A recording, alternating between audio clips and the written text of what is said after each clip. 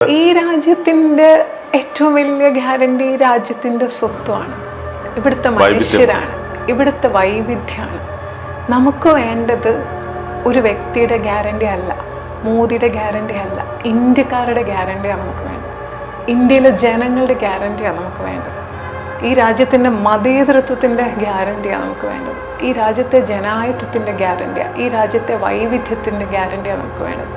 ഈ രാജ്യത്തെ മനുഷ്യരെ പരസ്പരം ഒരുമിപ്പിക്കുന്ന സ്നേഹത്തിൻ്റെ ഗ്യാരണ്ടിയാണ് വേണ്ടത്. ബ്രിട്ടീഷുകാർക്കെതിരെ ഒരുമിച്ച് നിന്ന് പോരാടിയ ആ സ്വാതന്ത്ര്യ സമരത്തിൻ്റെ ഒരു പാരമ്പര്യത്തിൻ്റെ ഗ്യാരണ്ടിയാണ് നമുക്ക് വേണ്ടത്.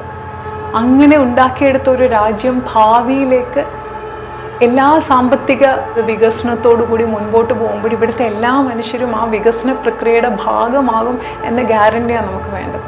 എല്ലാ മനുഷ്യരുടെയും ശബ്ദത്തിന് ഇവിടെ പ്രാധാന്യമുണ്ടെന്നുള്ള ഗ്യാരണ്ടിയാണ് നമുക്ക് വേണ്ടത്. ഇവിടെ മാധ്യമങ്ങൾക്ക് സ്വതന്ത്രമായി പ്രവർത്തിക്കാൻ പറ്റുമെന്ന ഗ്യാരണ്ടിയാണ് നമുക്ക് വേണ്ടത്. ഇവിടെ പൈസ കൊടുത്തുകൊണ്ട് കുറച്ച് അധികം പൈസ കയ്യിലുള്ള മനുഷ്യർക്ക് ഈ രാജ്യത്ത് എന്തും നടത്താമെന്നുള്ള ഗ്യാരണ്ടി അല്ല നമുക്ക് വേണ്ടത്. ഇവിടുത്തെ ഭരണഘടനാ സ്ഥാപനങ്ങൾ സ്വതന്ത്രമായി നീതിയുക്തമായി നിൽക്കുമെന്ന ഗ്യാരണ്ടിയാണ് നമുക്ക് വേണ്ടത്. ഇവിടെ തെരഞ്ഞെടുപ്പ് നീതിയുക്തമായി നടക്കുമെന്ന ഗ്യാരണ്ടിയാണ് വേണ്ടത്. ഇവിടുത്തെ അധികാരം ഒരു വ്യക്തിയിലും കേന്ദ്രത്തിലും കേന്ദ്രീകരിക്കില്ല, ഇവിടെ അധികാരം ജനങ്ങളിൽ നിലനിൽക്കുമെന്ന ഗ്യാരണ്ടിയാണ് വേണ്ടത്.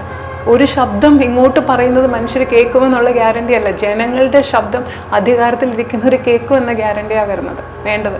മണിപ്പൂർ കലാപം ഉണ്ടായതുപോലെ മണിപ്പൂരിൽ മനുഷ്യർ വിഷമിച്ച് സങ്കടപ്പെടുമ്പം അവിടെ ഭരണാധികാരി ഓടിയെത്തും, അവരുടെ കണ്ണീരൊപ്പും വിഷമം ഒപ്പും എന്നുള്ള ഗ്യാരണ്ടിയാണ് നമുക്ക് വേണ്ടത്.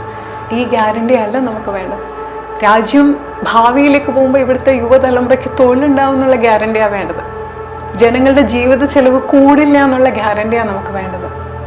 ആർക്കും ഭയത്തോടെ ജീവിക്കേണ്ടി വരില്ല എന്നുള്ള ഗ്യാരണ്ടിയാണ് നമുക്ക് വേണ്ടത്. എതിർത്താൽ ഉടനെ ജയിലിലിടും എന്നുള്ള ഭയത്തിൽ നിന്ന് മോചിതരായി നമുക്ക് ജീവിക്കാൻ പറ്റും എന്നുള്ള ഗ്യാരണ്ടിയാണ് വേണ്ടത്. ഈ രാജ്യത്തെ ഇന്ത്യയെ ഇന്ത്യയായി നിലനിർത്തും എന്ന ഗ്യാരണ്ടിയാണ് വേണ്ടത്. ഇന്ത്യൻ ഭരണഘടനയെ നിലനിർത്തും എന്നുള്ള ഗ്യാരണ്ടിയാണ് വേണ്ടത്.